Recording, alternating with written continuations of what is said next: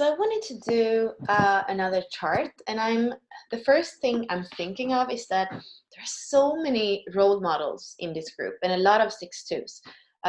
More than that, there are more 6-2s than 4-6s that are posting charts, and also more than 3-6s, for example, or 6-3s.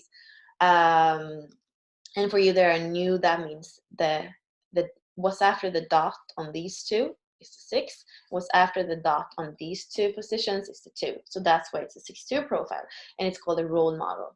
And I just feel like it's so interesting that seems to be, a lot of people that are drawn to this group, or that are drawn interacting in this group. And I would just like encourage everybody else to also post. I mean, I've done all kinds of profiles.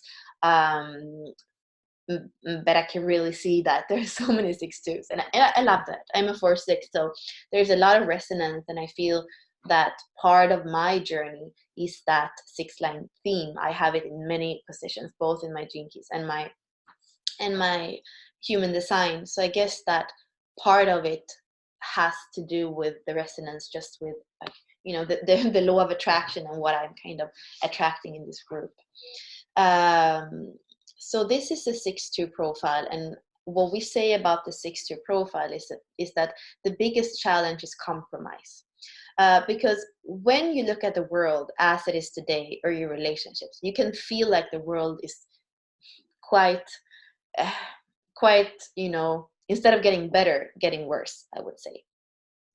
And when you feel that, you start to compromise, because you have this higher vision of what you think will be possible, but you don't believe in that anymore when you let yourself be informed by what's outside. And for the 6-line, really, you break out of that compromise by starting to nurture a vision and starting to be in environments with people that help you nurture what you know is possible.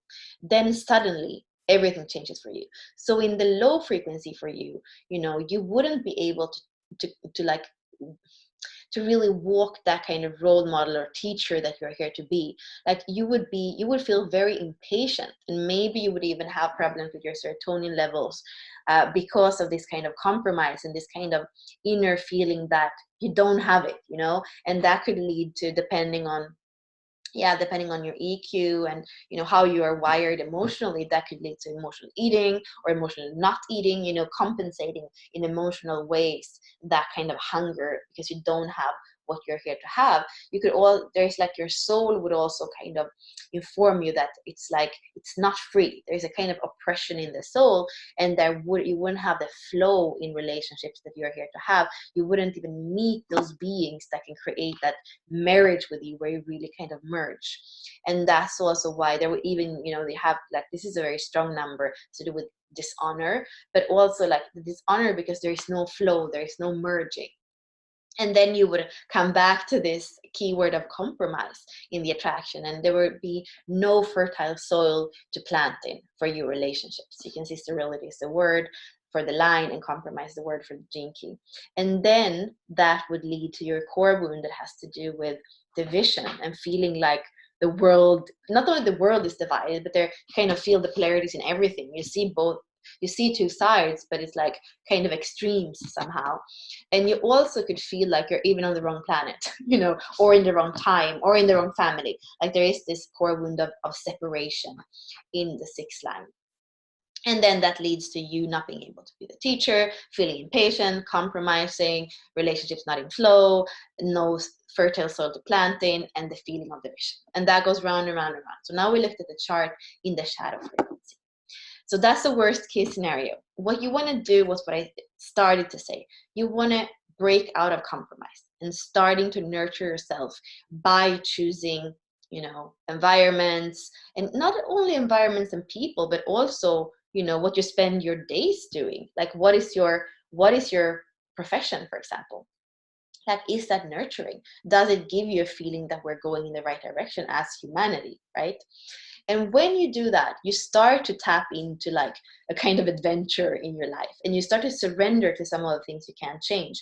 And then suddenly you start to transform things that felt very stuck and not in flow before. And as you start to do that, you are going to meet those relationships where you can really flow together. And then you're going to have a sense of being grounded again, being grounded in something that is in flow, being grounded in something that is moving, and finding your graciousness through a kind of movement.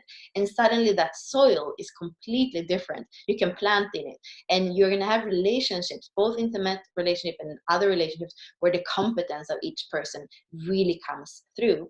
And that's when you're going to start feeling your inner guidance, and also your ability to guide others. And the way that you guide others is through being a role model. So you are living your life in the way that you feel is right, and that is going to inspire other people. And since you're doing it for yourself, from your inner guidance, you're kind of caring about yourself, and that was dissolves that core wound of separation. And then this becomes, the kind of fuel for your life's work, where you are that teacher that walks the world and says it doesn't matter if we live now or 300 years ago. It's not too late, more too late today than it was then. There's a kind of timelessness, a kind of knowing, a kind of patience, a kind of, grounding in that role modeling, that also sees the adventure of being alive. And if everything was perfect, it wouldn't be fun anymore. And there is an artfulness. Your essence is that artfulness in how you go. You're a leader. You have that artfulness in how you go about life. You also have that leader, that kind of inner strength is what you inspire. It's your voice, what comes out. And you probably need to work with something that doesn't only concern like a little group of people or a company, like something broader, that you see kind of the rings of the water, at least in a broader sense. And hopefully you have had role models when you grow up. Otherwise, it's kind of giving your inner child that role model. You become your own role model, and there is a part of your inner child that wants to start to maybe forgive things that were there, before. You have a kind of emotional evasiveness. There might be, maybe have open emotional center. There might be a part of, or there is a part of you that kind of escapes when it gets emotionally triggered. So, it's kind of, it feels inadequate. It feels like it's hard. It feels like, and then it's evasive. It's not that you maybe physically leave, but a part of you cannot be fully there. A part of you cannot be just choicelessly saying yes to life, the tragedy and the comedy of life. So you want to stay with the emotions in those situations and actually feel them and not escape them. And also you're so like you're so quick with your mind, and it's a brilliant mind. But what happens is that you can kind of stay there and overrun the emotional by being in your mind and being, in that brilliance. And there's, when you do that, there is a sense of purposelessness, because you live from your mind. You don't live your adventure. You don't live your flow. You live from your mind, and that can create, when you feel a sense of purposelessness, you kind of know that you've been too much in the mind. And also the way back for you is going back to this IQ and EQ together, so that you can be with the emotions. You can be there. You can have sympathy for this yourself and the others. That's where your true wisdom comes from, your true intelligence. And then you come back to, to the inner child work and really the physical body. So your physical body needs to be included, it's part of your inner work. And that was going to give you completely new understanding when you include that. So you don't want to become a 6-line role model that's kind of on the roof, a little bit aloof, a little bit arrogant. No, you really need to come into an understanding about what it is to be here in physical form, and what it is to be human, what it is to forgive, what it is to understand on a deeper level, what it is to have sympathy for yourself and others. Yeah, and then also from here is where you are kind of, there's a goddess energy in this, but that cannot come through and rise until the inner child work kind of has been done. And it doesn't have to be hard work, but it's really making sure that that inner child feels safe.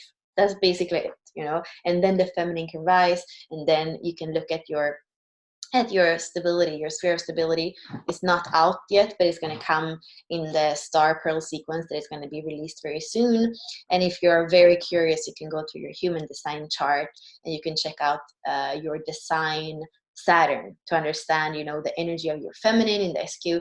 which is Venus, and the energetic masculine in Saturn, and see how they fall in love with each other, and how that inner stability, that inner life, or that kundalini rises. But that's really, really deep. So maybe you want to start in the, in this circuit that we're speaking about, and make sure that, that you include the higher frequencies, so you don't get stuck in those lower frequencies, and start doing the downward loop. So I would love to hear, Jennifer, if this resonated with you, and yeah, let me know. Bye.